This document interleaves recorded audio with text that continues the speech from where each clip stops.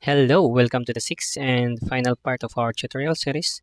And in this video, we're going to implement the scoring system of this game.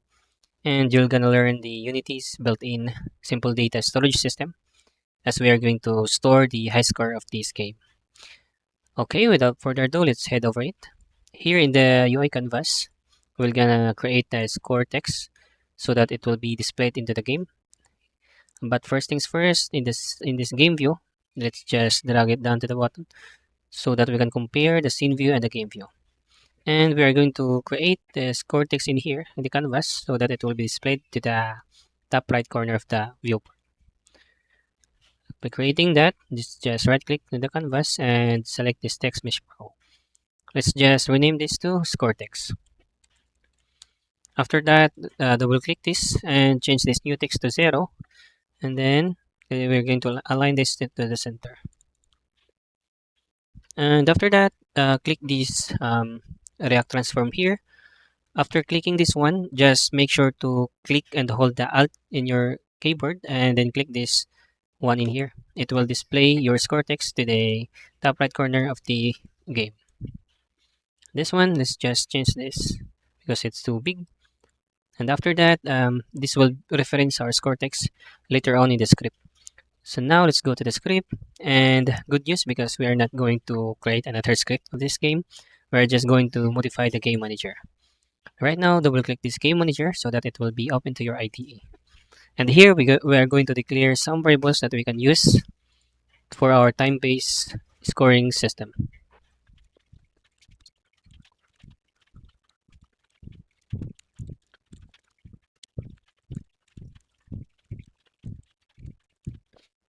Okay, this variable here, the high score k, we're going to use this later on when we store this into our PlayerPrefs. And then here is called a score multiplier. So every second, the score will increment 10 units, okay, per second. And this is the current score variable and then the high score.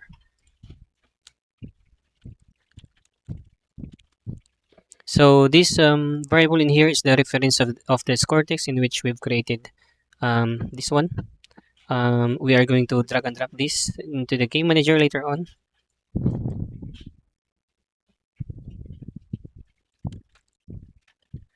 And right now we have this last variable score accumulator. We are going to use this as to accumulate all the score that will be displayed on the game screen.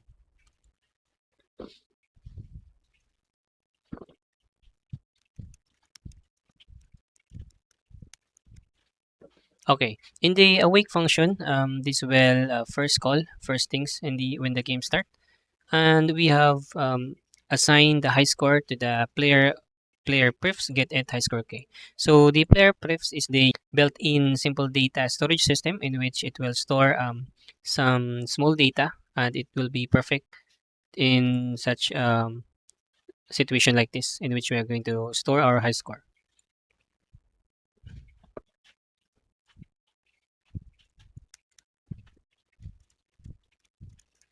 And in the start function, we are going to reset the score and the score accumulator to 0. So every time you start the game, your current score will be 0. And here in the update function, we are going to create a condition in which a logic in which as long as the game is not over, the score will continuously update. So if the game is not over, this one is here is a logical not operator. So basically, it will flip the logic is game over. This is the boolean. So it means that if the game is not over, then the condition inside this if function will execute.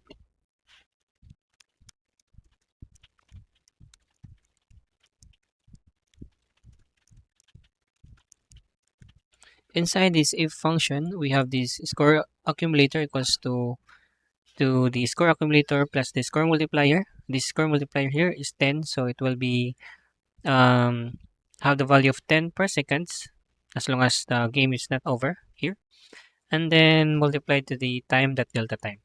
So again, basically this time dot delta time makes the velocity or the time consistent across any devices.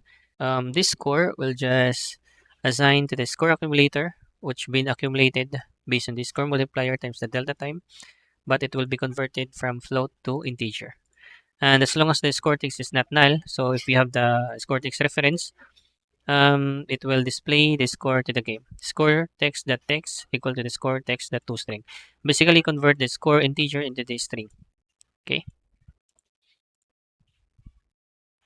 And finally, here in the game over function, we are going to create a logic in here in which we are going to save the high score if the current score is higher.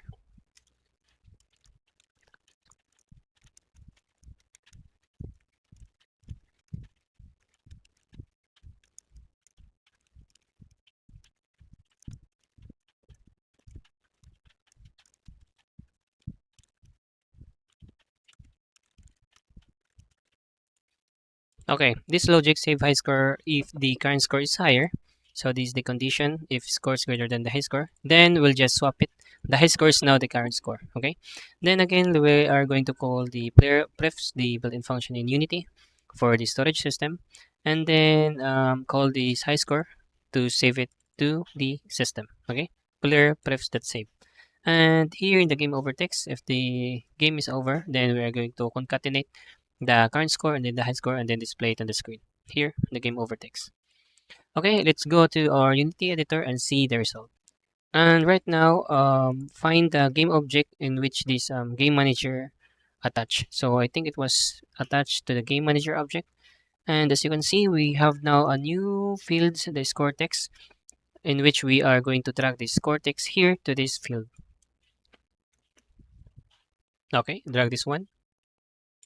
And just like that, go to your player, go to the game, and let's see the expected behavior of this game is now it should be run as long as the game is not over. And if we have the high score, then the high score will be saved to the system. Let's test this out.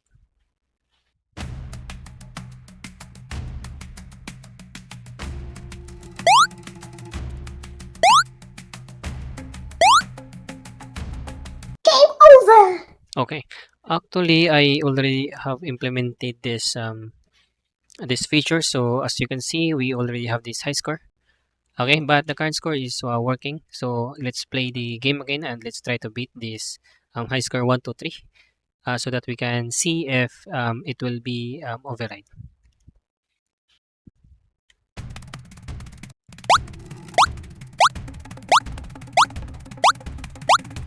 Game over! Okay, so it works. Our high score save is working. So the current high score, we've beaten the past high score, which is 123, and it's now 183.